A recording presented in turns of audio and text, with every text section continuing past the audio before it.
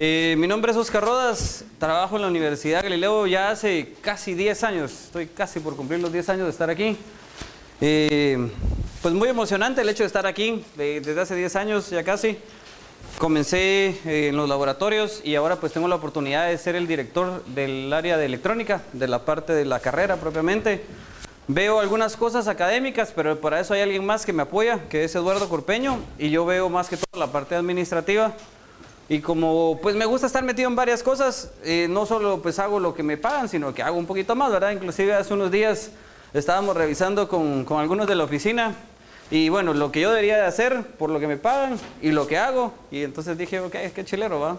Pero bueno, así es la vida y eso es lo que creo que a mí y a varias personas como sus catedráticos, como Adrián, como Andrea, nos tiene pues aquí en la enseñanza, ¿verdad? El hecho de que nosotros sabemos que podemos dar más y que no por fuerza la forma de retribuirlo es de una paga económica, sino es al ver la felicidad tal vez reflejada en los alumnos, en lo que están estudiando, en lo que están haciendo en un proyecto. A la misma vez también cuando vemos las frustraciones que tienen ellos porque algún proyecto no sale, pero nosotros pues echamos una mano en esa parte, ¿verdad? ¿Qué otras cosas hago de interesantes en la universidad? Ayudo a coordinar el campeonato de papi fútbol que hay. Algunos participaron en el primer semestre y ya estamos por hacer la segunda convocatoria.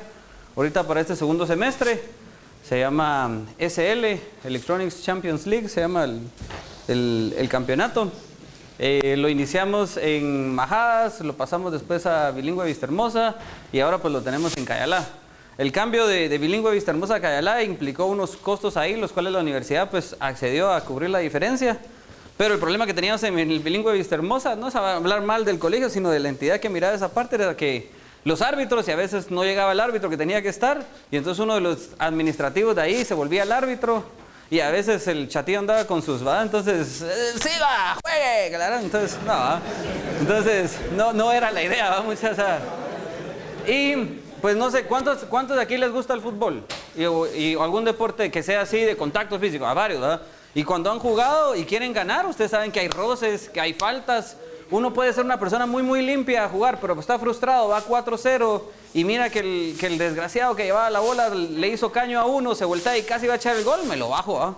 Porque la regla es o pasa la bola o pasa el jugador, pero no los dos juntos, ¿va, mucha? Entonces, imagínense, en ese tipo, un árbitro ya, digamos, de los de Cayalá, son pocos los que sí dejan jugar ese tipo de cosas, pero el de Bilingüe, no, hombre, juegue, decía, ¿no? Entonces, no era la idea.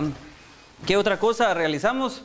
O con mi departamento me gusta a mí hacer lo que son eventos. Entonces yo estoy a cargo de los eventos. Por ejemplo, el Joomla Day fue a principios de este año, en febrero. Fue el primer Joomla Day Guatemala que hicimos. Estuve metido en la organización. A partir de eso me metí pues con la junta y estoy apoyando ahí a estos jóvenes. Y por otro lado,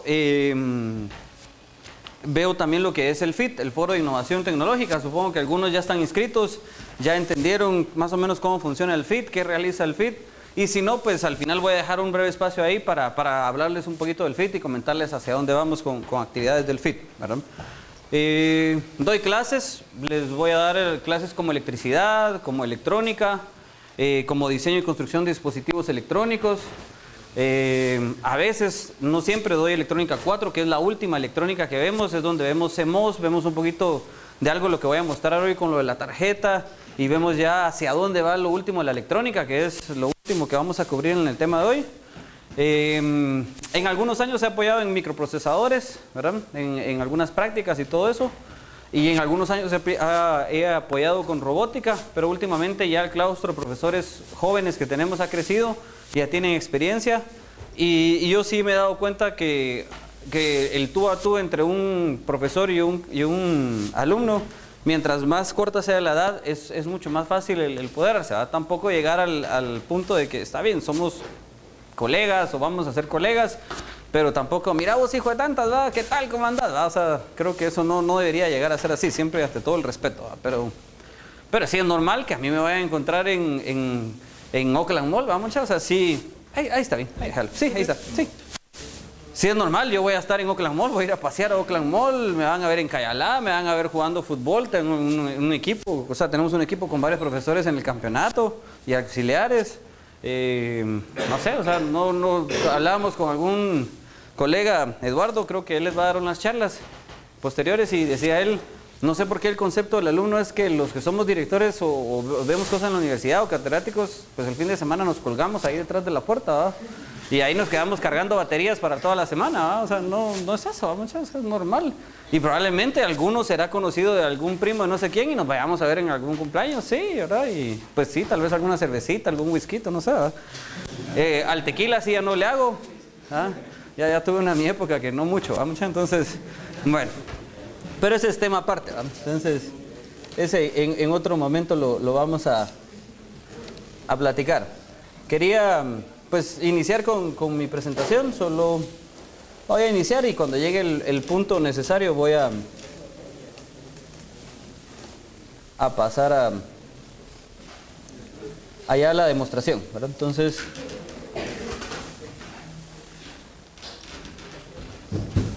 si conecto la cañonera sería bueno. Bueno, mientras que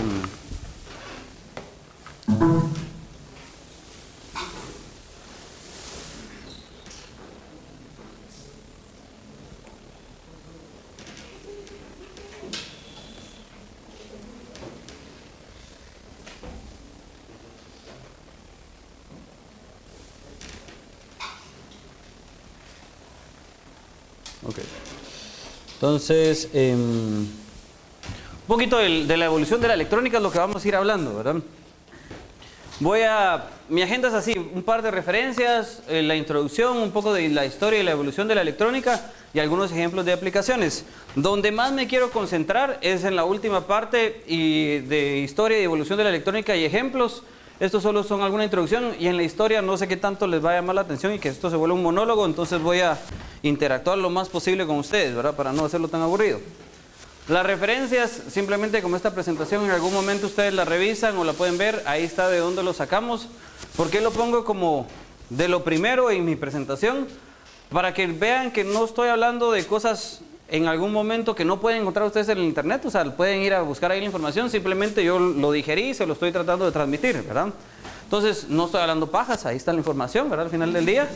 Y lo otro es que esto es lo que ustedes entiendan, que tienen que agarrar la información y transmitirla de alguna manera. Yo no me estoy haciendo autor de eso, pero tampoco estoy diciendo, miren, hice copy paste y esto es mío, ¿verdad? Sino que estoy viendo que esto lo creó alguien más y le estoy dando pues su debido reconocimiento a estas personas que crearon esta información.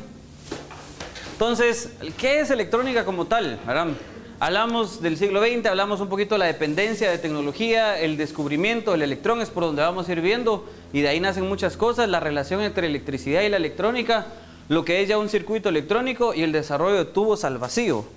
Creo que de tubos al vacío, del paso de tubos al vacío a transistores es como el boom de lo que nosotros ahora vemos, conocemos y hablamos de electrónica. Si ustedes tal vez tendrán papás que ya o abuelos que trabajaron 40, 50, 60 en la parte de electrónica, para ellos tubos al vacío fue el boom, fue lo increíble.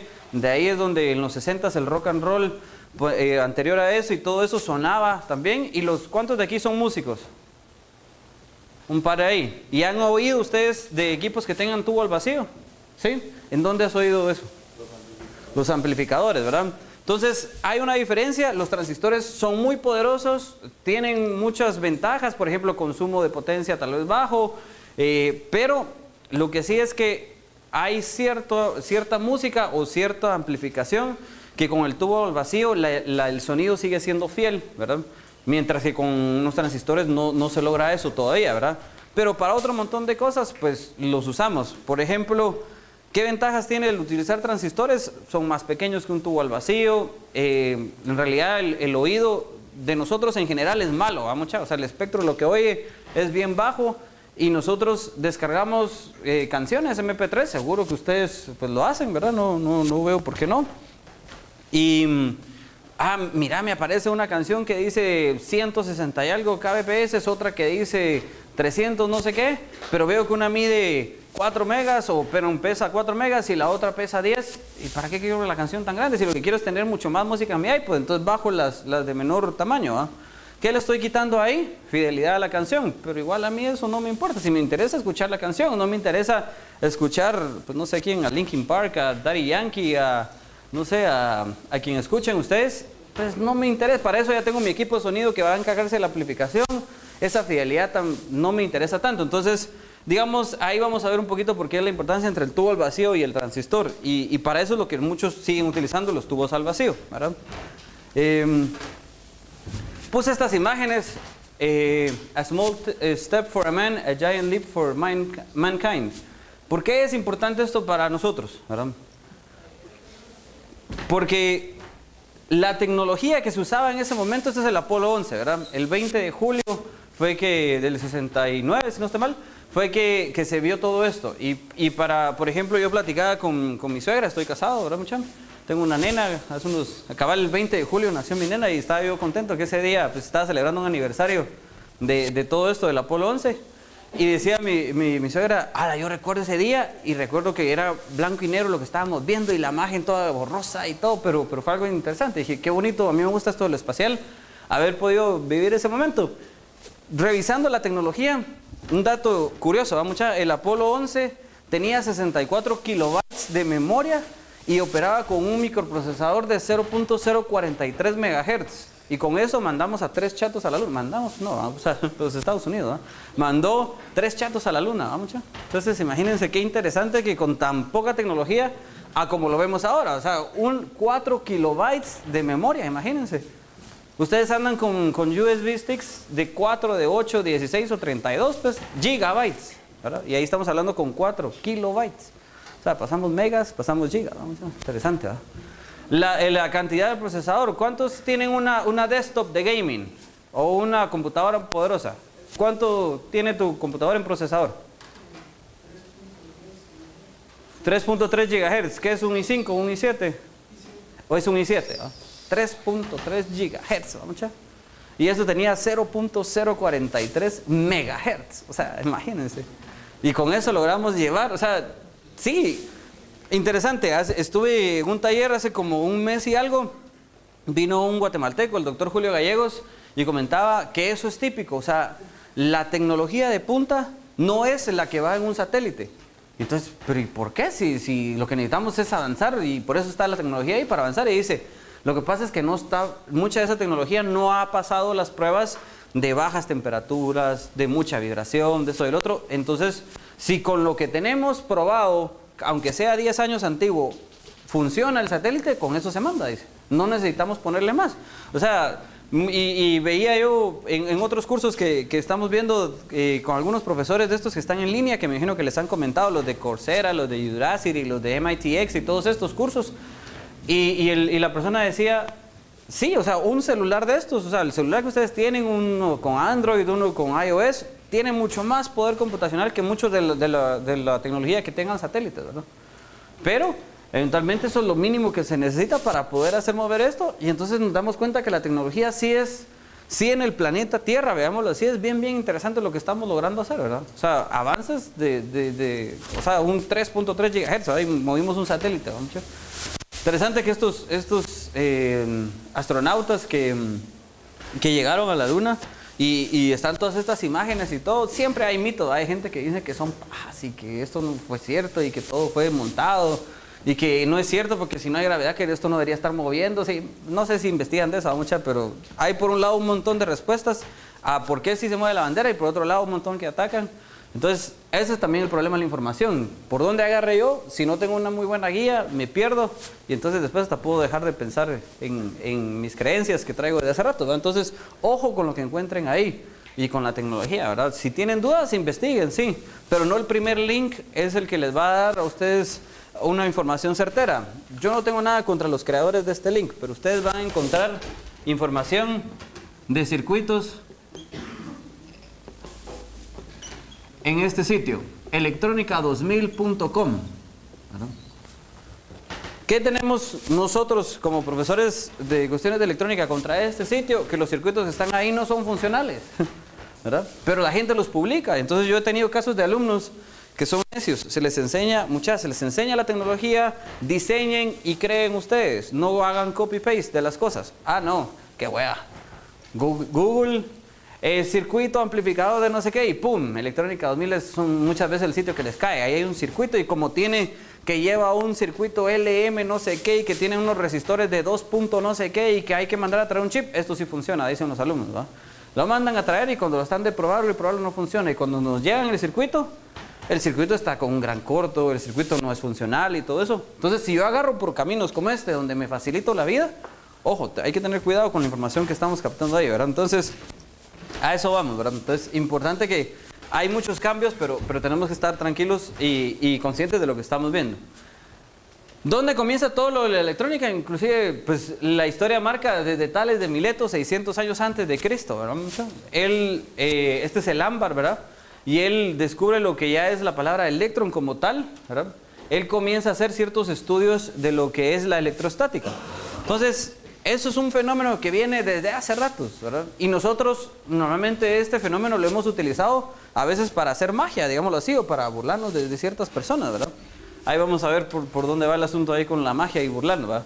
Sir William Gilbert en 1600, ya después de Cristo, fue el primer científico en utilizar un término de electricidad como tal. Y esa imagen que les pongo ahí fue uno de sus escritos donde él hablaba. Antes, en la época de antes, era muy típico que alguien que era filósofo también era científico, también era y se volvía cientólogo. Entonces tenía muchas cosas distintas y muchos roles distintos, ¿verdad? O sea, si ustedes van a leer vidas como la de Benjamin Franklin o se van más atrás, por ejemplo, Abraham Lincoln y todo eso, vieron que hasta la película que es Cazador de Vampiros, ¿verdad?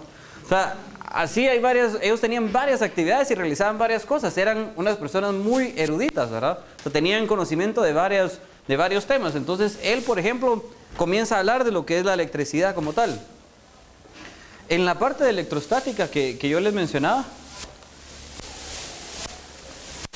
vamos a ver entonces.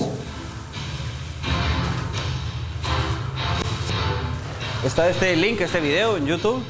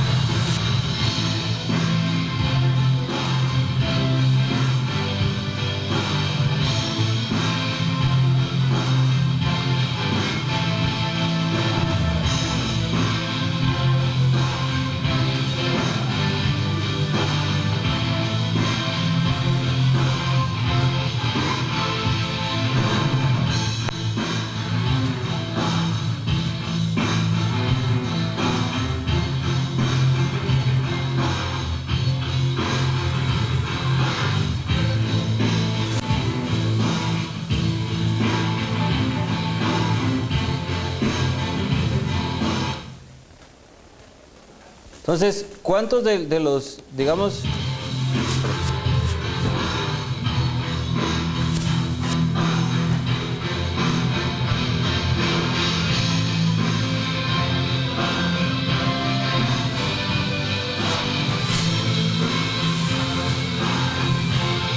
Ese no sé también, pero ahí hay algo de electricidad.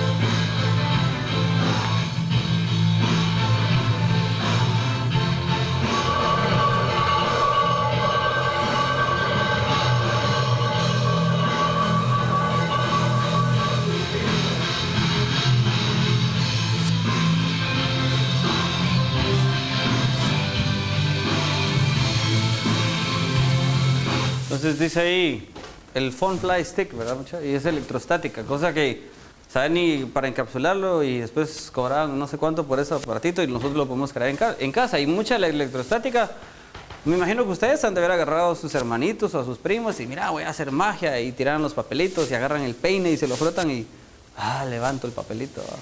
Entonces, estos fenómenos comenzaron, o sea, existen de toda la vida, mucha, y simplemente alguien los comenzó a analizar. Eso es lo que hacían los científicos en ese momento.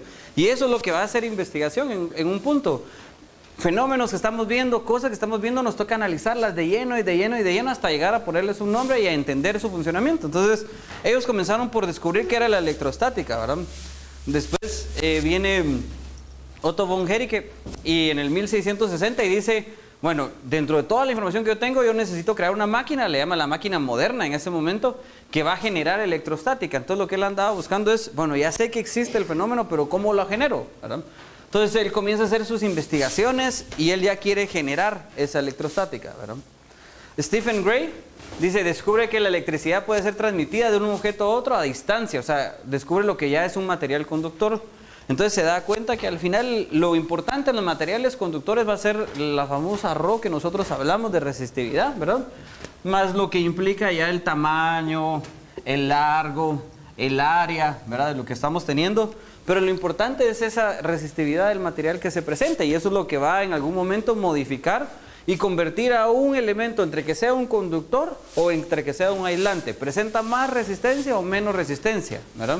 Pero él comienza a ver esos detalles, ¿verdad? Y más adelante vamos a entender, que están los conductores, están los aislantes y aparecen los semiconductores. Pero esto es hasta los 1940 y algo que se descubre todo esto, ¿verdad? Las cargas electrostáticas en superficies son los análisis que ellos comienzan a realizar, ¿verdad? Entonces, aquí hay otro ejemplo, por ejemplo, de la máquina de Bonetti, ¿verdad? Estos como que son proyectos chileros que en algún momento dan ganas de recrearlos. Algunos de física han hecho cosas parecidas, ¿verdad? Imagínense unos destellos ahí, ¿verdad? Entonces, tipo esto, lo que estamos viendo nosotros es que la gente entonces ya comienza a entender que la electrostática tiene que tener alguna otra forma de poder almacenarse, ¿verdad? Entonces Peter Van Musschenbroek dice, sí, yo tengo que encontrar esa forma de que si está la electrostática y ya alguien creó esa máquina moderna para producirla, ahora lo que me toca es guardarla y es lo que todos quisiéramos hacer. O sea, todos pensamos en eso. Por ejemplo, al final de los días nosotros agarramos los componentes electrónicos y cuando los volvemos móviles lo que queremos es que nos dure bastante la batería. Entonces lo que andamos buscando son nuevas formas de almacenar ese tipo de energía que tenemos, ¿verdad? Entonces él comienza a hacer sus investigaciones y llegar a un cierto análisis, ¿verdad? Hablamos del famoso Leyden jar, es verdad, la jarra de Leyden o de Leiden. Ya esto es considerado en la historia como un primer capacitor, ¿verdad? De lo que nosotros podamos pensar. Si ustedes, ¿cuántos de aquí conocen los capacitores o condensadores, le llaman muchos en cuestiones de electrónica? Normalmente los que tal vez más han utilizado son los que son los electrodos. Los capacitores con su doble polaridad, positiva y negativa, tienen identificado, ¿verdad?, los electrolíticos y tienen aquí escrito, por ejemplo, 2500 microfaradios, 45 voltios. Tal vez esos sean los más comunes que ustedes han visto en placas electrónicas que utilizaron en algún proyecto en el colegio, si estuvieron en algo de electrónica relacionado. Si no, los que les gusta el car audio, seguro que han oído de la palabra condensador o capacitor, ¿verdad? ¿Por qué? Porque necesitan uno de 1 faradio, ahora ya hay de 2 faradios o hasta 3 faradios, esos son los que he oído yo. Son los que necesitan para no arruinar su alternador, ¿verdad? Si armamos el gran equipón y le ponemos el amplificador para que los super tweeters suenen y el amplificador para que los bajos suenen y el amplificador para que los medios, y ya me puse así cariñoso con mi carro y entonces vine y hasta le cambié todas las conexiones de audio por cables o conductores con algún baño de oro, porque hasta eso llegan los de car audio, ¿verdad? O sea que ya tengo un carro que el carro vale como 20,000 pesos, pero el equipo sonido vale como 30,000, ¿verdad, mucha? Y tienen que comprar uno de estos capacitores, normalmente lo instalan en la parte de atrás del baúl. ¿Y qué es lo que pasa? Si yo pongo a que toda la corriente necesaria para hacer que suenen los tweeters, los bajos y todo a la misma vez salga del alternador del vehículo, arruino el alternador del vehículo, le acorto el tiempo de vida. Y entonces me va a salir caro. Entonces agarro y adquiero los capacitores, almacenan energía y entonces se encargan de cuando se requiere un pico de corriente, venga del capacitor y si es necesario un poco más del alternador, pero lo que tratamos de concentrarnos es que todo venga de este señor, de un capacitor, el componente externo, ¿verdad? Entonces, imagínense, desde 1745 ya habían pruebas o mejoras en que eso se podía realizar, ¿verdad? Ahí vemos algunas ideas similares a las que están conformados.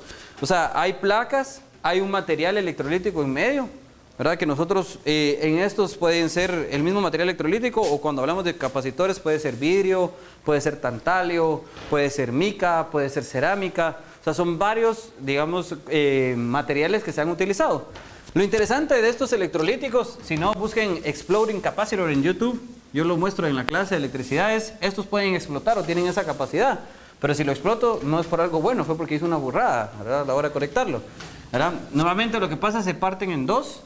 Como esto está como empacado al vacío, al momento normalmente el problema viene que íbamos a necesitar uno de 45 voltios, pero viene el nene, va a la electrónica o la nena, y como había uno de 15 voltios y me costaba 10, 20 quetzales menos, esos 10, 20 quetzales son 2 chelas, mejor me lo guardo, vamos a compro el de 15, y al comprar el de 15, ¿qué pasa? Que cuando yo trato de meter 45 voltios a ese capacitor de 15 voltios, ahí es donde ya no logra almacenarlo y se parte. Cosas interesantes de un capacitor. La pieza, como se parte en dos, sale volando. Puede ser un artefacto que puede dañar a alguien, le puede golpear los ojos, cachetes, panza o demás, dependiendo de dónde haya sido que explote o a qué distancia explotó. Segundo, apestan, muchachos. O sea, si ustedes han hecho algún pedo químico alguna vez, similar el olor, ¿va, muchachos? O sea, si es un olor fétido el que suelta o libera esa cosa, ¿verdad? Y segundo, que estoy jugando con cosas electrónicas y no sé exactamente, yo no tengo el control de lo que está pasando, ¿verdad? Entonces, ojo con esa parte, ¿verdad? No queremos llegar a una entrega de un proyecto donde ustedes, al estar modificando algún voltaje, alguna corriente, por ahorrarse unos cuantos centavos, explote eso con alguno de sus profesores. Ya ha pasado, ¿verdad? Ha pasado en proyectos haciendo un inversor, es el típico equipo o componente que se conecta en una salida para encender el cigarros del carro. Saca 12 voltios DC de ahí que vienen de la batería o del alternador y los convierte en 120 voltios AC. Entonces había unos alumnos haciendo un proyecto aquí que se deja en electrónica 3 y pasó algo similar. O sea, ¿por qué compraron de 15 y no de 45? Por decir valores, no sé si fue por las chelas o no, pero la cosa es que o no sabían lo que estaban comprando. Y cuando estaba el profesor y el auxiliar ahí corrigiendo, en efecto, ¿verdad? Al profesor le cayó todo el líquido de los que tenían. Al alumno le pegó en la panza, cabal, ¿verdad? Entonces tenía después todo rojo ahí en la panza. Y al auxiliar, porque el profesor estaba así parado, el auxiliar estaba sentado y el otro estaba enfrente del proyecto, ¿verdad? Entonces el auxiliar también estaba la camisa manchada, ¿verdad? Entonces, ojo, o sea, hay que tener cuidado con los capacitores, pero son datos interesantes, ¿verdad? Este almacenaje de energía es temporal, dato importante. La gente a veces dice, almaceno energía, entonces lo cargo y me lo llevo a mi casa. No, no puedo hacer eso, ¿vamos? O sea, no es tan así el asunto, ¿vamos? Benjamin Franklin ya aparece ahí, dice la relación entre lo que es magnetización y electricidad. Él es de los primeros que ya define la electricidad como un fluido. Y esto es bien, bien importante. Y para cuando el otro año estemos viendo cosas de electricidad y electrónica, él marca un principio bien, bien importante. Nosotros conocemos a la corriente como un flujo de electrones, algo que ustedes van a ver en física, supongo. Si estamos hablando de electrones, ¿el electrón qué tipo de carga tiene?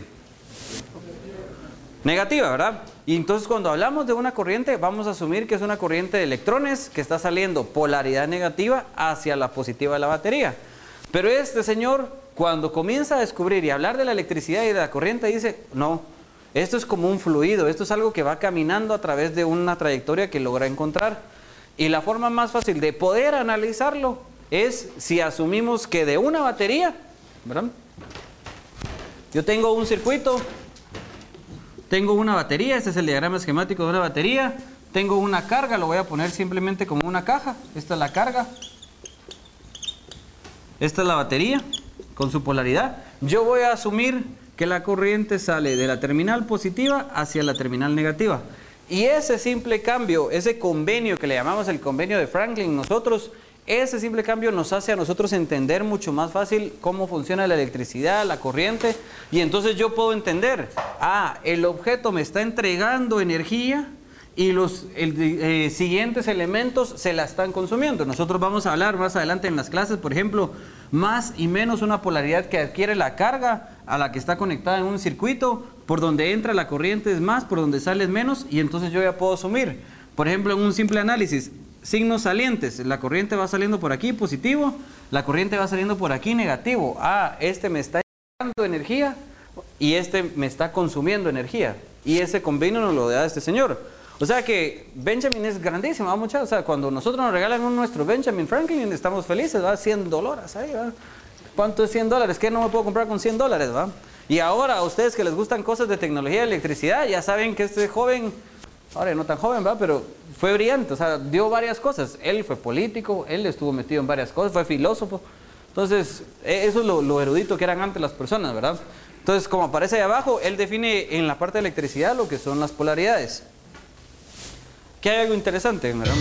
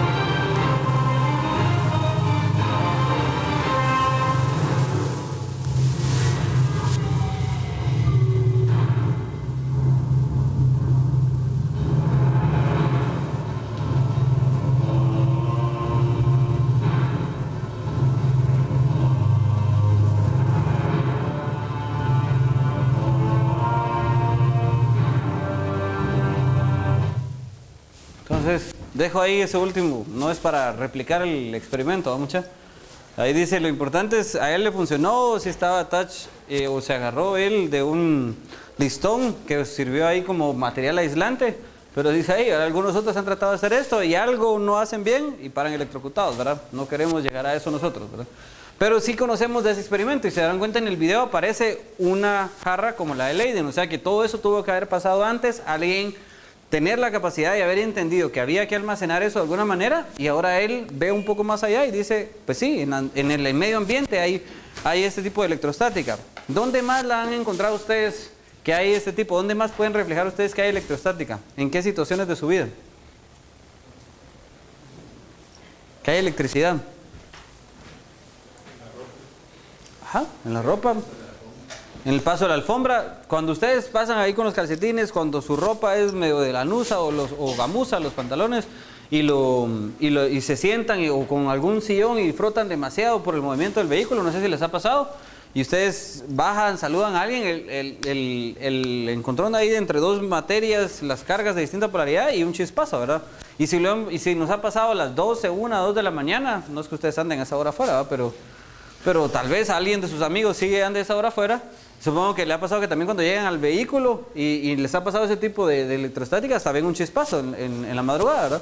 Entonces, ¿qué quiere decir eso? Que esa electricidad está ahí, ¿verdad? Entonces es un fenómeno que es interesante investigar sobre él, ¿verdad? Charles Coulomb La balanza de torsión, las cargas eléctricas, ¿verdad? Él ya define la relación esa de fuerzas que existe entre las cargas, la de mayor, la de menor, cosas de física que supongo que ya vieron o van a ver o están viendo, ¿verdad? Y eso es muy importante porque a nosotros después nos define el hecho de entender las polaridades que hay en la parte de electricidad. Tenemos en la parte de Galvani, este chato fue muy creativo, ¿verdad? Ojo, yo no tengo nada y me gustan mucho los animales, pero este señor jugó un poquito con los animales. Es donde él dice que en un principio se creía que las ancas de rana producían electricidad, es lo que él tenía pensado, ¿verdad? Y estaba eso dentro de los músculos del dispositivo, del animal, ¿verdad? Él hizo unas mediciones, ¿verdad? Entonces él decía, se contraen cuando están en contacto con dos metales distintos, ¿verdad?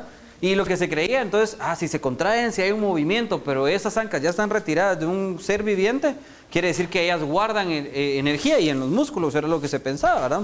Entonces hay unos experimentos, ¿verdad? Que se tienen, no sé si los habían visto, pero...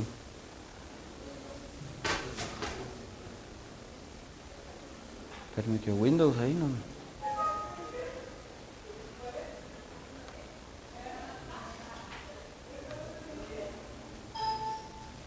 Bueno, vamos a ver. Creo que ya sé eso.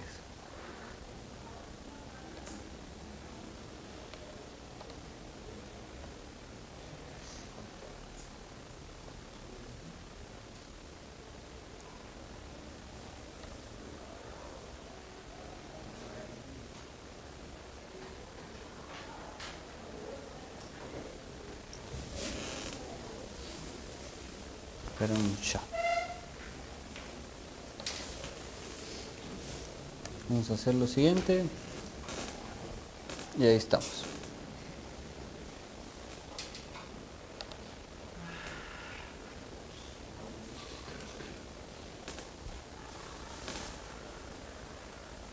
Estaba el famoso movimiento este de las ancas y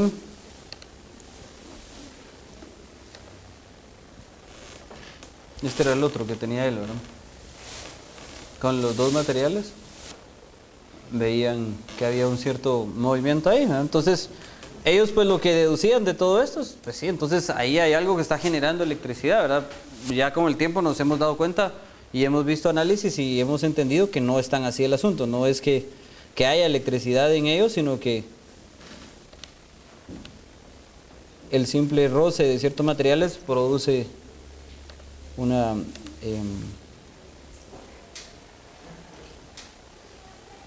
electricidad.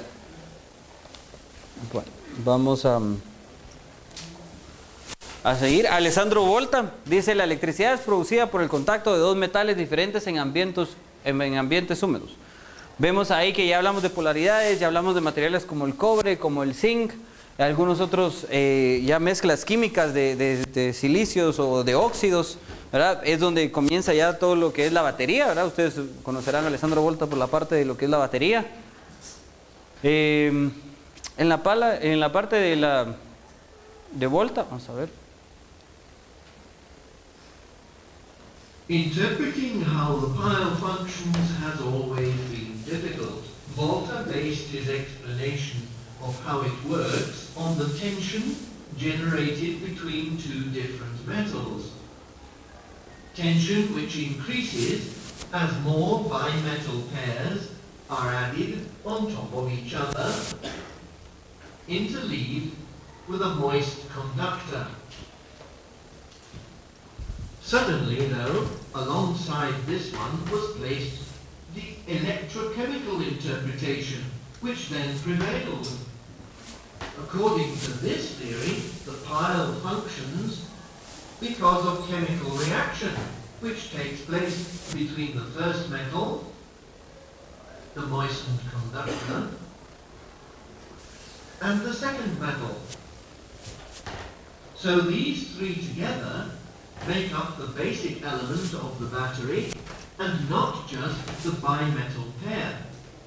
Entonces, de lo que él creía, venimos de esto y sí era importante que existieran los dos materiales, pero tiene que estar ese ambiente húmedo. Ese es importante para que se logre dar la creación de energía o el almacenaje de cierta energía, ¿verdad? Que era lo que estábamos viendo ahí. Ya Ampere, pues él lo que encuentra es una forma eficiente de medir la electricidad, habla del flujo de corriente electrónica, lo que nosotros vamos a llamar corriente ya propiamente, y dice uno de los primeros experimentos en utilizar el campo magnético para medir corriente. Entonces él se da cuenta que hay una relación ahí, electricidad, campo magnético, y así logra medir estos datos, ¿verdad? Seebeck habla de la parte de termoelectricidad, ¿verdad? Entonces, ¿qué quiere decir eso? Temperatura y electricidad. Pueden haber cambios ahí, ¿verdad? Habla y se crean algunas ecuaciones de lo que es la conservación del calor de la electricidad. Entonces, hay un experimento que pueden hacer, antes lo hacíamos, pero por cuestiones de tiempo los hemos ido reduciendo por las aplicaciones. Agarren dos tipos de metales, cualquiera de metales. Ustedes pueden agarrar un alambre, un AWG, tal vez un 11, 10 o algo que sea un poquito grueso, ¿verdad? Agarren un clip, únanlos de un lado, pongan a medir lo que es calor de uno de esos lados y del otro lado se van a dar cuenta que va a haber un cambio en la tensión o en el voltaje que hay ahí. ¿Por qué? Porque los materiales, al estar teniendo esa unión y estar sufriendo cambios en su, digamos, en su conducción, ¿verdad?, que tienen de materiales, permiten este cambio de tensiones. Este mismo principio se utiliza en unos sensores que se llaman termopares, que se utilizan mucho en la industria. Más adelante, en una aplicación que les voy a platicar, les voy a mostrar cuáles hay. ¿No? Hay J, K y L y los utilizamos para medir temperatura propiamente, midiendo sus cambios de resistencia o de voltaje que puedan tener, ¿verdad? Después, perdón, viene Christian Ørsted y él ya asocia lo que es, dice, a toda la corriente existe un campo magnético. Él sí ya concluye con ese tipo, con esa finalización en los estudios, ¿verdad? Entonces, de ahí es donde nosotros vemos muchos detalles de por qué funciona un motor, por qué la inducción, ¿verdad?, en las cargas y todo eso. El experimento que él menciona es el siguiente, vamos a ver.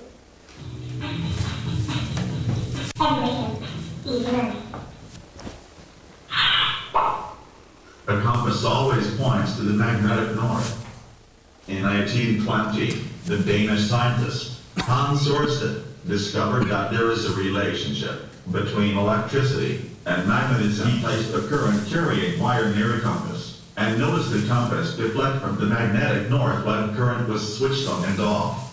The direction of the deflection depends on the polarity of the current. He concluded that the current produced the magnetic field around the wire. When the current is switched off, the compass points back to the magnetic north. Entonces, básicamente, si a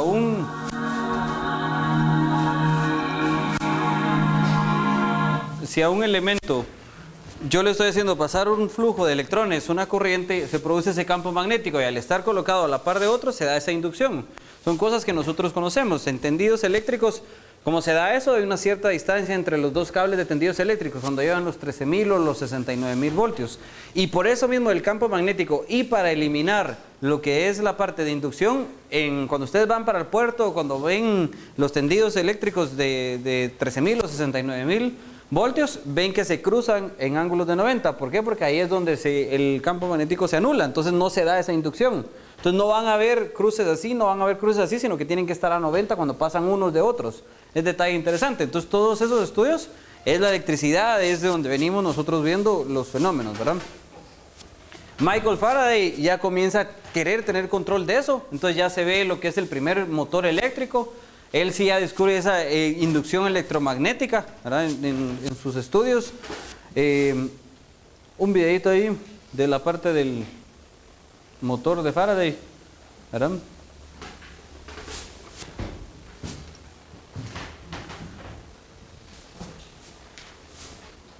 Y este es un proyecto bien sencillo que ellos utilizan ahí, lo podrían replicar, ¿verdad? Hablan de un gran imán, o sea, que logren conseguir con bastante, para que pueda producir bastante campo magnético, un simple tornillo que sí tenga ese cobertor metálico para que se pueda dar esa inducción, y una batería, y un cable, un AWG12 creo que se utilizan ahí, para poder hacer la conexión. Entonces vamos a ver.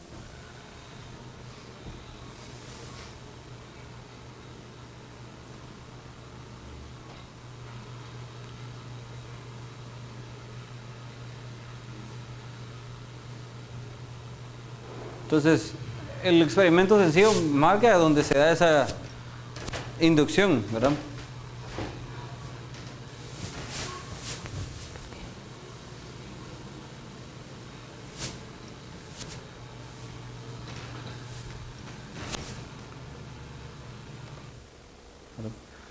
George Simon Ohm, más conocido por su ley de Ohm, ¿verdad? Ya define la famosa ley de Ohm. El voltaje es igual a corriente por lo que es resistencia. Para nosotros es famoso en toda la parte de electrónica y electricidad un triángulo que nosotros vemos de esta manera, donde da esa ecuación, ¿verdad? Y es la forma en la que está definido, ¿verdad? Voltaje es igual a I por R, o I es igual a voltaje partido R, o R es a V partido I. Era la forma de poder encontrar eso. Yo sé que muchos de ustedes son hábiles despejando y pueden encontrar, pero hay otros que no son tan hábiles, ¿verdad? Entonces, por eso un recurso mnemotécnico les podrá servir para esa parte de ahí. Ya entonces habíamos oído de Ampere, habló de corriente. Simon Ohm habla ya de una relación corriente y resistencia. Ya habíamos oído de resistividad, campos magnéticos. Kirchhoff junta todo eso y las famosas leyes de Kirchhoff para tensiones o voltajes y para corrientes. Sumatoria de voltajes en un circuito tiene que ser igual a 0, es la LKT o la ley de Kirchhoff de tensiones, o la LKV, ley de Kirchhoff para voltajes, y la LKC es la ley de Kirchhoff para corrientes, que dice que todas las corrientes en un mismo nodo deben de sumar 0, ¿verdad? ¿Qué quiere decir eso? Que, por ejemplo, en este circuito, si yo tuviera otro tipo de carga aquí, para mí esto es un nodo, es un punto, es una conexión. Entonces yo estoy hablando que aquí hay una corriente, aquí hay otra corriente y aquí hay otra corriente. Para este nodo, la sumatoria de todas esas corrientes debería dar 0. ¿Qué quiere decir eso? Corrientes entrantes igual a corrientes salientes. Puesto de otra manera, no puede encontrarse en un circuito tal manera en la que si yo estoy introduciendo aquí, por decir algo, 10 amperios, entre estas dos que están saliendo sumen más de 10 amperios. No se puede dar, ¿verdad? Eso es la ley de Kirchhoff para corrientes. Y la de voltaje lo que me dice es que si hay un voltaje, esto me está entregando 10 voltios, en los varios elementos que existen ahí, su consumo total de ellos tiene que ser igual a esos 10 voltios. No puede ser que yo tenga aquí 10 voltios, este consuma 3, este consuma 4 y los otros 3 en el camino se perdieron y regresa aquí 0. ¿Va? No, o sea, no es situación gobierno Guatemala donde el dinero se pierde en el trayecto. ¿Va, mucha? O sea, sí, todo tiene que quedar ahí bien plasmado. Ernest Werner von Siemens habla ya como primer ingeniero electricista. Él sí ya estudió eso, ya se graduó de eso, ¿verdad? Diseña el embobinado y armadura del dínamo. Y lo interesante es que él ya comienza a darse cuenta que hay otras maneras en las que se pueden trabajar los motores, ¿verdad? No necesariamente con un montón de embobinados e imanes y todo eso, ¿verdad? Sino que ya en la parte de inducción. Thomas Alva Edison. Este es un gran personaje, no sé si ustedes han leído de él. Sabrán que es inventor, sabrán que tiene 1000 patentes, tiene un montón de patentes. Sabrán un poquito de que la bombilla incandescente comercial fue el primero en crearla. No fue el primero en crear una bombilla incandescente. La comercial sí, pero antes ya habían intentos de bombillas. Lo que pasa es que no se podían producir de manera comercial. Y eso fue el hit de él. De sus primeros trabajos fue de telégrafo. Y ahí fue donde él, quien era su mentor, comienza a decirle, mira, se pueden crear cosas. Y lo importante de esas cosas es patentarlas. ¿Por qué es eso? Importante porque si no te roban la idea y entonces ya no haces dinero con eso. O sea, la idea de crear muchas cosas nuevas es que al final pues tengas una recompensa, ¿verdad? O sea, ya lo ve con un sentido más industrial. Él tenía sus metas, ¿verdad? Él decía que cada cierta cantidad de meses deberían de haber 4 o 5 experimentos formados y que cada semana deberían de tener ideas nuevas. Él, a muchos de los que aparecen antes de él y después de él, los contrataba. Por ejemplo, a Tesla, que vamos a hablar después, al Nikola Tesla, él le pagaba $18 la hora. Y cuando hubo un enojo entre ellos, él lo que le dice es, mira, yo necesito que me pagues $25 porque ya estoy haciendo muchos proyectos, te estoy dando muchas patentes y todo. Y le dice, no te los puedo pagar, y ahí hubo una división. ¿Por qué es importante esa división donde ellos se pelean, verdad? Esta es una foto del laboratorio. Interesante que vean Wikipedia, vean otros sitios y les mencionan que su idea de su laboratorio es que ahí hubiera de todos los materiales de todo tipo. Entonces él agarraba a gente y le decía, mira, ahorita conseguí todos los posibles cabellos que consigas de humanos y de animales, ¿verdad? Entonces tenían de gatos, de perro, de esto, del otro, de monos y de distintos tipos de edades. Y después alguien más le decía, mira, consigamos todos los tipos distintos de vidrio que puedas encontrar. Entonces alguien se iba a buscar. Entonces así es como ellos se llenaban de un montón de cosas y después comenzaban a probar. Por ejemplo, si fueran cosas de electrostática, pero ¿qué pasa si la botella es ahora verde, ahora es café, ahora, o sea, por decirles algo, ¿verdad? Entonces esa era la idea de ellos. Y sobre todo de Thomas Alva Edison. Él agarra y comienza con un laboratorio pequeño. El laboratorio crece a ser de una manzana, de 2 manzanas, y así comienza a ser su laboratorio, ¿verdad? Siempre tuvo la visión de que había que producir, o sea, que la investigación y los proyectos me tenían que llevar a dinero. Eso sí, eso lo tenía claro él. Una cosa interesante, él había trabajado de telégrafo, y entonces en el telégrafo, y él con su poder de imaginación y de creatividad crea un telégrafo cuádruple, y él vende ese telégrafo cuádruple. En su momento, ese telégrafo que él vende, él cuenta la historia que él pensó en venderlo, bueno, tal vez lo vendo en unos 5,000, 6,000 dólares, este nuevo invento, porque va a ser una revolución. Pero al final le dice la empresa de telégrafo, ¿saben qué? Yo le tengo un valor a esto, pero quisiera que mejor ustedes me hagan una contrapropuesta, porque tal vez mi valor puede ser muy elevado. Y viene la empresa y le dice, mira, nuestra contrapropuesta es, o el valor que le damos a ese tu invento es de 10,000 dólares. Ah, seguro, se los vendo, ¿no? O sea, si él había pensado en menos dinero, se los vendió. Si hacemos relación de dinero, esos 10,000 dólares ahora son como 250,000, 300,000 dólares. Entonces eso fue lo que a él le pagaron en su momento por ese invento. Y de ahí es donde él agarra ese pisto y dice, con este pisto tengo que hacer más pisto, y comienza a hacer más investigación. Y él era bien metódico, entonces por eso tenía esas metas de que cada cierto tiempo tenían que tener nuevos inventos, ¿verdad? Él montó muchas estaciones eléctricas en DC. Él creía que la mejor manera de llevar electricidad era en DC. Nikola Tesla le dice, no papá, es al revés, AC va a ser lo mejor. Entonces comienzan en esa discusión. Entró ese relajo donde se separan por esos 18, 25 dólares que le decía de hora. Nikola Tesla, hay otro que se llama Westinghouse ahí, que era inversionista, y le dice, mira, el futuro va a ser en que la electricidad se mueva por AC, o sea, por una señal alterna, no por una señal DC, ¿verdad? O sea, si no me cachan, solo para estar seguros, una señal alterna, esto es voltaje, ¿verdad? Esto es tiempo. Y Thomas Alva Edison lo que decía es, no, aquí yo tengo mi voltaje y yo lo que tengo son montoestaciones y siempre voy a tener el voltaje que la gente necesita, ¿verdad? Ya con lo que había hecho Tesla y con los avances que tenía Tesla, y le dice a Westinghouse, mira, si mandamos electricidad así, montás una estación y la puedes llevar por varios kilómetros y con solo materiales conductores, y no es mayor inversión la que hay que hacer para transportarla. El problema que tenía en DC y que tiene en DC es que va a haber lo que se llama un decaimiento de la señal. Entonces, ¿qué era lo que había que hacer en una idea como la que es la de Thomas Alva Edison? Era tener más estaciones, por decirle algo.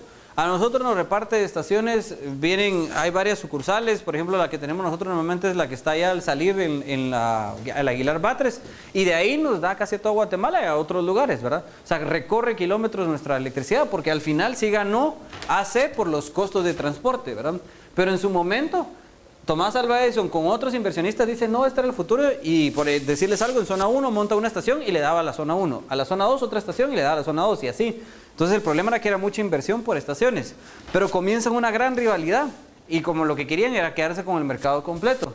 Entonces, de las cosas que les digo que no muy me gustan, pero se las muestro, hay un video que ustedes encuentran en YouTube, que es de Topsy, el elefante.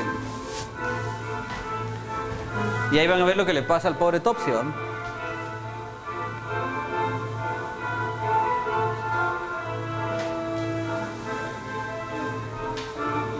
Se dan cuenta que el video sí es antiguo, así.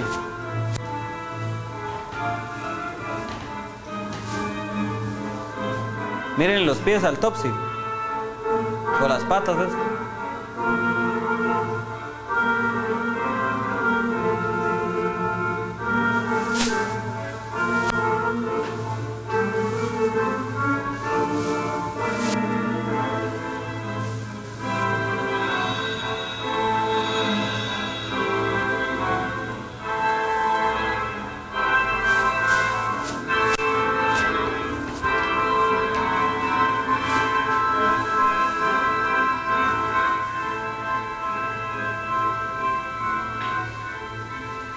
qué le pasó al pobre Topsy? Topsy era un elefante de circo y que había pasado por 3 distintos domadores, pero tenía una surracha ahorita donde ya no le gustaba ser domado y entonces mató a esos 3 domadores, o sea, los 3 domadores que tuvo los mató. Lo trataron de intoxicar con unas zanahorias y no resultó. La cantidad de masa y la cantidad de veneno que echaron en las zanahorias no resultó. Entonces la única conclusión, porque al final lo querían matar porque había matado a unos domadores y lo consideraban un animal salvaje, era, lo habían probado colgar y tampoco había resultado la estructura. Entonces le preguntaron a Thomas Alva Edison, mira qué hacemos con él. Y él lo que quería hacer es comprobar, y él decía, el problema con AC es que AC sí puede llegar, o sea, sí puede ser, el manejo de AC es difícil, y ustedes si han trabajado con AC saben que a veces le dan toques a uno, que el corte, que esto y el otro, y no digamos en voltajes mucho más altos. Entonces le dijo, ¿sabes qué? Dame al animal y yo lo mato electrocutándolo, para que se dé cuenta la gente que el AC tiene ese problema, ¿verdad? Y en efecto hizo un gran show de eso, invitó, cuenta la historia, como 1500 personas, más videos y todo, y hicieron una gran bulla de que iban a electrocutar a un elefante. Pues pobre o no, yo creo que sí, pero la historia dice que no, porque estaba matando gente también. Pero ni modo, si lo estábamos tratando de domar, pero bueno, son otros 20 pesos. La cosa es que imagínense a lo que llegó Thomas Alva Edison en esto de querer ganar la competencia por hacer distribución DC de la energía, o de la electricidad, perdón. Al final de los tiempos, como sí, habían problemas y era dañina el manejo de esto, pero los costos de esto llegó a ser muy elevado, tener sucursales repetidas, hace gana, y nosotros ahora seguimos trabajando con ese tipo de energía. O sea, al final llegan a nuestra colonia a transformadores y los bajan ahí de 69.000 a 13.000 y de 13.000 al voltaje que nosotros ya necesitamos, 120 o 220, ¿verdad? Pero es de donde nace todo eso, ¿verdad? Ahí está Tesla, ¿verdad? Ya otro ingeniero como tal desarrolló el primer motor en AC por medio de inducción. John Thomson, ¿verdad? Él ya hace estudios de CRT, entonces se da cuenta que consisten en partículas de igual masa, responden a campos eléctricos y magnéticos, ya como tal el electrón comienza a hablar él, ¿verdad? Ambrose Fleming, la válvula de Fleming, ¿verdad? Muy interesante porque es la que actúa como un rectificador, o sea, en señales AC ya los vuelve DC, permite el flujo de corriente en una dirección, ¿verdad? Ese convertidor. Y después de este proyecto que hace Fleming, comienzan a hacer variaciones, ¿verdad? Robert von Leuven lo que hace es agrega un tercer nodo a eso, o electrodo, y lo que desarrolla es lo que se conoce como el nombre de triodo, y esto sirve para amplificar señales. Entonces ahí ya nos damos cuenta, hay electricidad y yo la puedo modificar, la puedo amplificar, ¿verdad? Entonces eso es lo que me interesa a mí hacer, ¿verdad? Tener bajas energías y cuando ya las voy a utilizar, amplificarlas, ¿verdad? Lee de Forest dice, modifica la válvula de Fleming, le agrega una malla y lo que desarrolla es el audión. También por medio de esa malla se controlaba la amplificación de la corriente o de la energía que se tenía ahí. Y lo interesante es que ese tercer ese tercer electrodo que tenía servía para poder recibir señales. Entonces, por eso es que tiene que ver con las cuestiones de audión. Hay una empresa de cosas de audio y de amplificadores que se llama Audión, era muy famosa. Y lo que se tiene es ahí que podía servir también como un receptor, ¿verdad? De todo eso. Y ahí viene el transistor. El transistor cambia todo, porque veníamos de objetos grandes, muy grandes, una válvula, objetos muy cuidadosos a manejarse, a lo que ya es un transistor. Esas son algunas imágenes de los primeros intentos. Este fue de los primeros intentos, algo rústico ahí, ¿verdad? Pura lámpara de Aladino, parece la vaina esa. ¿Quiénes fueron los que estaban detrás de esto? Pues la primera aproximación teórica fue en el 26, fue Lilifield. Él dijo, sí, existen otros materiales, no solo están los conductores y los aislantes, están los semiconductores. Y si yo hago aleaciones de esos y tengo varios campos y todo eso, y ya habían visto que entre dos metales había una cierta producción de energía o de electricidad, perdón. Entonces él hace la aproximación teórica. Después vienen otras personas que trabajan en teoría de semiconductores, ¿verdad? Wilson, Mott y Schottky. De Walter Schottky, donde salen los diodos Schottky para los que han utilizado ese tipo de diodos. Oscar Hill, él vuelve a hacer una segunda aproximación. Él fue muy famoso porque él, después de todo lo que descubrió, utilizó transistores para hacer amplificación, y hay unos amplificadores para guitarra y todo eso que son de esa marca. O sea, él hizo la empresa y a eso se dedicó por mucho tiempo, a hacer ese tipo de amplificaciones. O sea, esa era su idea con el audio y todo eso, ¿verdad? Ya hay de lo teórico pasamos a lo práctico, una primera unión PN entre dos tipos de materiales, positivo, negativo, semiconductores, ¿verdad? Entonces ahí hay Russell O y Jack Staff. Y aquí viene ya nuestro primer transistor. Estos tres son los grandes que marcan la era de la microelectrónica, llamémoslo así. Bardeen, Brattain y William Shockley, ¿verdad? William Shockley es el que está viendo ahí a través de ese como microscopio lo que habían creado en ese momento. Si se dan cuenta, aquí hay una réplica de todo eso y dice aquí, fue inventado por Bell Labs, los tres trabajaban para Bell Labs, diciembre 23 del 47, ya casi en las vísperas de Navidad. 47, la Segunda Guerra Mundial fue en los 42, 45. ¿Qué pasaba con todos estos grandes científicos, ingenieros y todo eso? Para la guerra los usaron para crear un montón de máquinas, de dispositivos de espionaje, y eran personas muy estudiadas y muy inteligentes, muy creativas, pero acaba la guerra y se quedan sin chamba. Entonces Bell Labs dice, no, esta gente es muy brillante, y los comienza a contratar para que modernicen lo que era la telefonía en ese momento y lo que eran las redes que podían existir de comunicación. Entonces ellos comienzan que el material semiconductor, que el PN, que toda la cuestión teórica, hagamos realidad un transistor, algo que controle en realidad el paso de corriente. William Shockley era de los más inteligentes de los tres, era el más joven de los tres, y el problema que tenía era que él era muy inestable, digamos, en cuestiones de manejo de personas. Él era muy brillante, pero ya cuando él tenía personas a su cargo era un dolor, ¿verdad?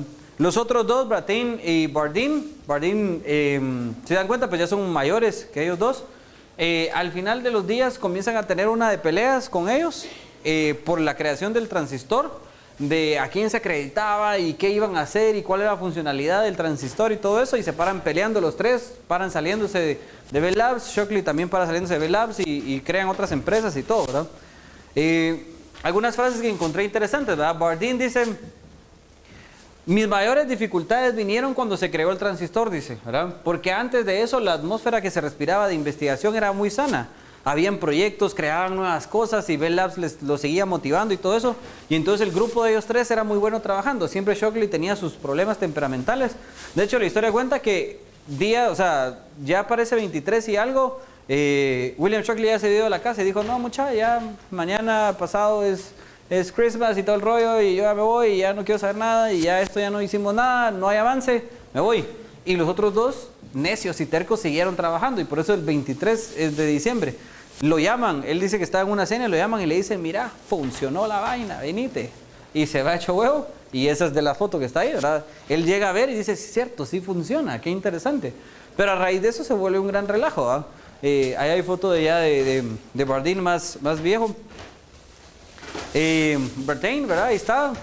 Dice, él era como el más grande de todo, ¿verdad? Entonces dice, el único regret, ¿verdad?, que tengo es de que el transistor se utilizó para el rock and roll, ¿verdad? Él regresa, después de todo lo de Bell Labs y todo eso, regresa a trabajar a un colegio, a un high school, college, y a dar clases. Imagínense qué brillante ha de ser tener a alguien así, o sea, alguien que creó un transistor, o sea, algo que revolucionó la historia, y después tenerlo catedrático uno ahí en la universidad o algo así, va a ser cosa interesante, ¿verdad? Entonces, pero como era viejito y el rock and roll era lo que más sonaba, porque dice que ya con el transistor ya fue más de moda que lo de la radio, que digamos en los colleges o high school. Ustedes han visto películas tales como la de John Travolta y todo eso, donde sí es típico, o en universidades gringas sí es típico que haya una radio local de la universidad, entonces suena la música y todo eso. Entonces él dice que detestaba ese sonido que sonaba ahora por el transistor, ¿verdad? Y era el rock and roll, lo que pasa es que él ya era muy viejo para el rock and roll, ¿verdad? Después ya vienen uniones NPN, ¿verdad? Cambios que se van dando, la microelectrónica. Hay un simposio que se hace en el 52, unen a varios de estos, crean manuales, crean más investigación de qué se puede hacer con el transistor, hacia dónde puede llegar.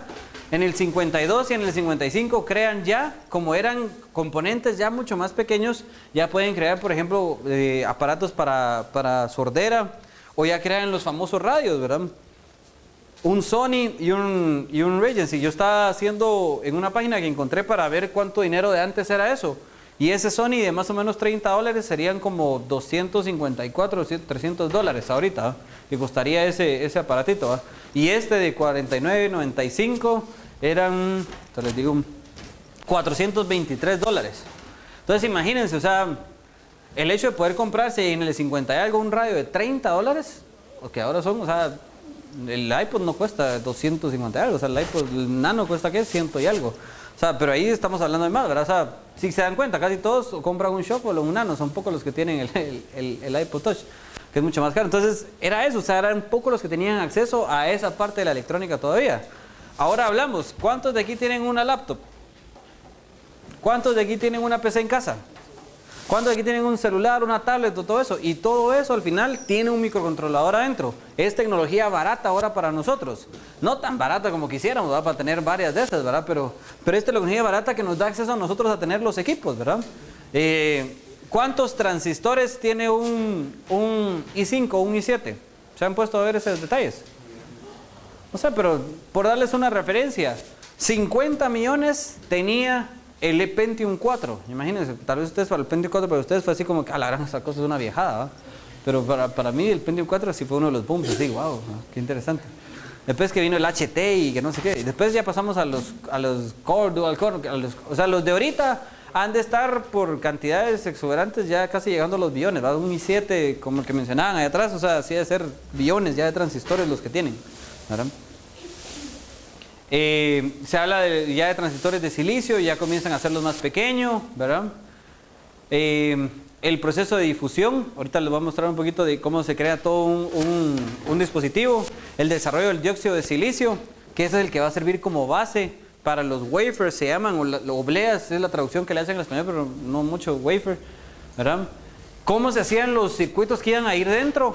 Ahora es un proceso que ahí van a ver interesante, pero antes contrataban a chicas. Chicas tienen mejor facilidad para las cosas manuales, ¿verdad? Entonces les daban la imagen de lo que tenían que hacer y ellas agarraban y cortaban y hacían el dibujo y lo trazaban y lo dejaban bien chileroso y ya hacían la placa y de esto lo reducían 10, 25x para que ya llegara a ser lo que fuera un chip. Pero antes era un proceso manual ese proceso, ¿verdad? Y pasaba por todo un proceso de fotolitográfico y todo eso, ¿verdad? Interesante, ¿verdad? Por ejemplo, las filminas son de 200 micrómetros, o sea, es algo bien, bien pequeño. Y en Fairchild, que es una empresa que crean algunos de ellos, en el 58 dicen, ya hacen el primer wafer con transistores idénticos, o sea, ya lo vuelven algo comercial, ¿verdad? De las historias que se ven, ¿verdad? Aquí tengo un videín.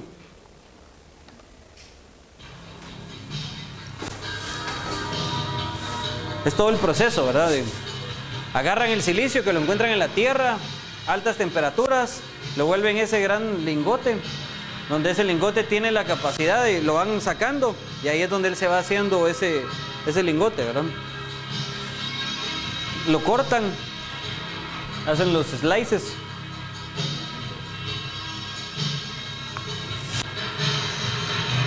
Después lo meten a esa primera pulidora para poder hacer que casi todo quede del mismo tamaño y grosor, ¿verdad?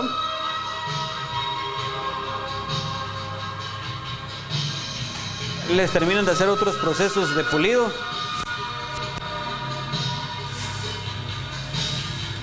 Los vuelven a pulir para ya dejarlas, después de ese proceso de haber redondeado las orillas, los vuelven a pulir para que ya queden todos shinies.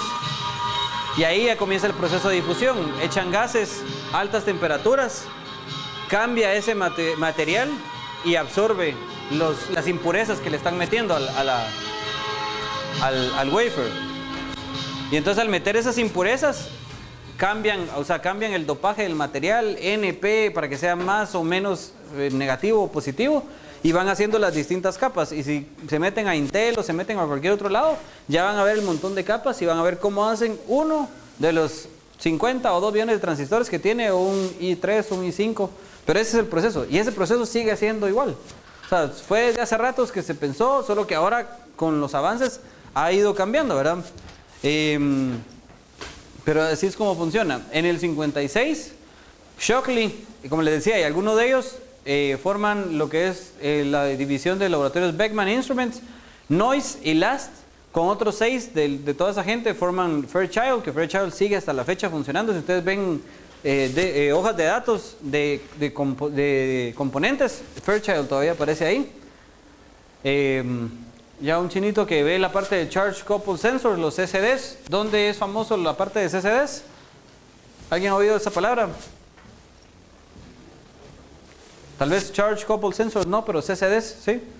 En los lentes de cámaras. ¿Ya? Hay CMOS y hay CCDs, es lo que creó este señor con cosas de microelectrónica. Ahí está Fairchild, ahí está el logo, ahí están los que están metidos en todo el proceso, ahí está la fábrica abajo. Jack Kilby hace el primer circuito integrado ya como tal, uno rústico y después pues ya lo mejora, ¿verdad? Robert Noyce cambia algunas de esas conexiones que había hecho Jack Kilby por aleaciones más puras como el oro para mejorar la transmisión de información y todo eso. Ya ahí comienzan a haber cambios en la forma de trabajarlo. Ahí está Robert Noyce de nuevo con un proceso monolitolítico que lo que hace es cambiar la forma en la que está creado a través de un mismo material que se generen las distintas capas. Entonces por eso hablamos de una primera capa de dióxido en los wafers. Ya el primer el circuito integrado, perdón, en un modelo plano. Ahora se ve ahí. Ahí estoy yo, tuve la oportunidad de ir a UCF. Y UCF tiene un cuarto limpio, se le llaman estos clean rooms, que es donde se crean. Entonces ahí estoy mostrando yo. Esta máquina que está aquí es una mask aligner. Entonces la mask aligner lo que hace es, de estas imágenes que están aquí, van a ser pasadas aquí por un proceso fotolitográfico. Entonces lo que yo tengo en la mano izquierda es la máscara que se instala arriba. Lo de abajo es el wafer que estaban utilizando ellos. En ese proceso ya se le echó un material fotolitográfico al wafer y lo que se utiliza es luz ultravioleta. Como esto que está del lado derecho, que es la máscara, son como unas rejillas que dejan pasar la luz o no. La luz que sí pasa a través de las rejillas ya hace contacto con el material fotolitográfico del circuito y se impregna. Más o menos como sería lo de una foto, ¿verdad? Los que han visto imágenes o han estado en algún laboratorio de fotografía antigua, no las nuevas, que no se imprimen, sino que las nuevas donde se echan los químicos. Y ese proceso es igual, fotolitográfico. Y entonces al final hay un arreglo químico ahí y ya la foto sale así del papel que tenemos nosotros. Entonces igual es ese proceso. Ahí hay una foto más cerca. No sé si logran divisar hasta allá atrás, pero ya esta está trabajada. Yo no la trabajé, sino a mí solo me la enseñaron. Hubiera querido haber trabajado el proceso, ¿verdad? Pero ya está todo, aquí está más verde y todo eso, que son las áreas que no pasó. Y de un cierto color están las áreas que sí pasaron del dispositivo. Si a alguien le interesa ver estas, no tengo la máscara, pero sí tengo el wafer, me lo regalaron y lo tengo en la oficina. ¿Verdad? Este es el otro proceso. Cuando se aplica el material fotolitográfico, fotoresistivo, dice aquí, cómo se aplica esto es bien interesante. Una simple gota se deja caer en el centro de la oblea o del wafer y eso se hace por medio de fuerzas centrífugas, ¿verdad? O sea, se pone a hacer un spinning bastante rápido y el material se riega de manera equitativa. Y a la par de eso se calienta a una temperatura exuberante que lo que hace es que el material se expande y después se seca. Y entonces ya queda lista la tarjeta para poder ser utilizada en un proceso fotolitográfico, ¿verdad? Este es el otro cuarto que utilizan para hacer limpieza. Hay que retirar ciertos materiales o hay que hacer ciertos lavados entre algunos de los procesos de crear el wafer. Entonces ahí se utiliza ese de ahí. Ahora, ¿hacia dónde vamos? Ya para ir terminando. FPGAs es el futuro. Es el futuro que veíamos hace algunos años, pero ahora ya lo tenemos a la vuelta, ¿verdad? Es Field Programmable Gate Arrays. ¿Qué es lo que yo hago al final? Hago mi código. Ustedes, muchos de aquí van a pasar por una clase que se llama Electrónica 2. Van a ver sobre VHDL, sobre Verilog y todo eso. Es el código más sencillo que pueden ver. En base a ese código, yo lo que hago es las interconexiones que tengo en un montón de compuertas. Eso es lo que sucede al final. Entonces, en el proceso yo programo en VHDL o en HDL o en Verilog y eso al final pasa por un proceso de compilación y ya crea las conexiones necesarias. Como es de lo más simple, lo que logramos ahí son altas velocidades de procesamiento, ¿verdad?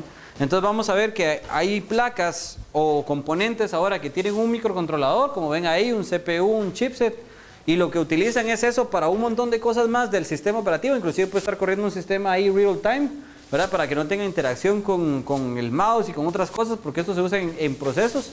Y la parte de FPGAs hace un cierto procesamiento, por ejemplo, imágenes. Yo quiero procesar imágenes, yo las puedo tomar de la cámara del lente, las tiro al FPGA para que las preprocese y después ya el CPU y el programa que esté corriendo ahí, el sistema más todo, ya las utilizan preprocesadas por un FPGA. Aquí en Guatemala con un evento que recientemente acabo de ir de National Instruments, que está en la marca, que les voy a hablar con algunos detallitos ahí. FPGA lo están viendo como lo que ya están utilizando y de aquí hay para más, porque es la facilidad que da para hacer interconexiones y de procesamiento. En Guatemala, la empresa que distribuye la marca National Instruments lo utiliza en hidroeléctricas. Ellos ahí toman todos digamos, el sensor de los motores, de energía, de esto y del otro, y ya con un programita que ellos tienen corriendo en LabVIEW, se llama el programa, ya ellos sacan las gráficas, la información necesaria, y vamos a ver una demo de qué es todo lo del LabVIEW y lo que se puede hacer. Pero esto es de lo que vemos ahorita, ¿verdad? Hay unas tarjetas, Xilinx también trabaja de lleno, tiene sus microprocesadores, trabaja con Texas Instruments y todo eso. Nosotros tenemos unas tarjetas de FPGAs aquí abajo que ustedes utilizan en electrónica 2, que son las de Basis y las Nexus. Algunos tal vez ya las utilizaron en alguna otra práctica, o por ejemplo, porque hay algunos que están aquí como de años arriba. Para el FIT, que es el Foro de Innovación Tecnológica que les dije que les iba a hablar al final un ratito, vamos a adquirir para que en el curso Electrónica 2 y en el curso Electrónica 4, ya a través del Elvis, el Elvis es este equipo, ¿verdad? Este equipo lo utilizan ya ustedes en segundo año y con unas tarjetas que tienen ahí, tienen un breadboard, ustedes hacen su circuito, ya pueden medir corriente, voltaje, esto y el otro, y todo lo que son multímetros, osciloscopios y demás cosas los tienen virtualizados en una computadora. Entonces esta es una plataforma, ¿verdad? Que se utiliza para poder enseñar electricidad y electrónica. Esas tarjetas son intercambiables, entonces las tarjetas que tiene es una de FPGAs que vamos a poder ver para ya interactuar con ellos. Se van a traer unos laboratorios ahorita para el FIT de todo esto, que es lo último y lo nuevo que se está viendo. Además, hay otras tarjetas que tienen para simulación de un péndulo invertido. Un péndulo invertido no es más que un péndulo, pero en vez de estar aquí, lo que hace es que se posiciona y se queda aquí. La matemática que lleva para que yo haga que el péndulo, en vez de estar moviéndose aquí, se sostenga aquí, digamos en esta posición, ¿verdad? Es matemática que lleva mucha Fourier, mucho esto, mucho lo otro, es matemática elevada. FPGAs y microprocesadores poderosos permiten tener ese procesamiento y esa lectura de variables para saber que cuando ustedes vean un video de un péndulo invertido van a ver que comienza así y aquí se queda aquí y de repente se queda quieto. Pero esto que se queda quieto es, yo lo estoy viendo, pero es una matemática la que está midiendo y está haciendo que digamos, el sensor de aquí abajo, si esto está yendo para acá, se haga para acá y se mueva y entonces ya lo mantiene fijo, ¿verdad? Llegar a hacer todos esos algoritmos para lograr que ese péndulo invertido funcione no es tan sencillo. Entonces ya hay unas tarjetas de eso, hay unas tarjetas para cosas de aire acondicionado, hay otras tarjetas que lo que enseñan son lo básico de, digamos, el manejado de un helicóptero, del levantamiento. Entonces sabemos que tenemos dos tipos de hélices y que al final hay que nivelarlo. Entonces esas tarjetas, entonces eso es bien interesante, ¿no? Microelectronical Systems, ¿verdad? Son electrostáticos, son piezoeléctricos. Piezoeléctricos es como algunas bocinitas que tienen los teléfonos o micrófonos, perdón. Son dispositivos tan pequeños. Aquí hay un ejemplo, por ejemplo, esto es como una chinche o algo así. Entonces el equipo, o sea, el dispositivo es tan pequeño que internamente se logran hacer. Esa vez que visité UCF, fui con un Dr. Cho, se llamaba el chinito. Tengo una foto, no la puse ahí, pero estoy con él. Y él, todas esas placas que estaba utilizando, él las estaba creando para un tipo de proyecto con cosas aeroespaciales y cosas de fluidos. Pero él tenía otro proyecto que estaba trabajando con unos alumnos de utilizar MEMS en cuestiones ya de telas.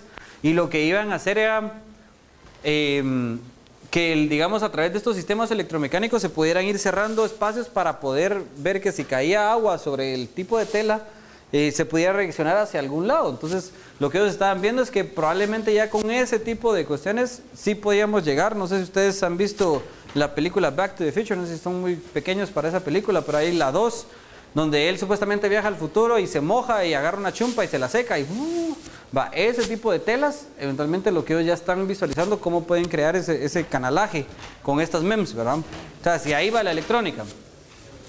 Electronics T-shirts, no sé si alguno de ustedes tiene alguna playera de estas, pero esta, por ejemplo, yo toco los distintos instrumentos y suenan. Aquella es una de Wi-Fi, entonces conforme hay mejor señal de Wi-Fi, mi playera se enciende y conforme menos. Entonces, esa está chilera. Esta de aquí lo que tiene es para un mensaje, ¿verdad? Que despliegan. Panasonic estaba trabajando de lleno con esta.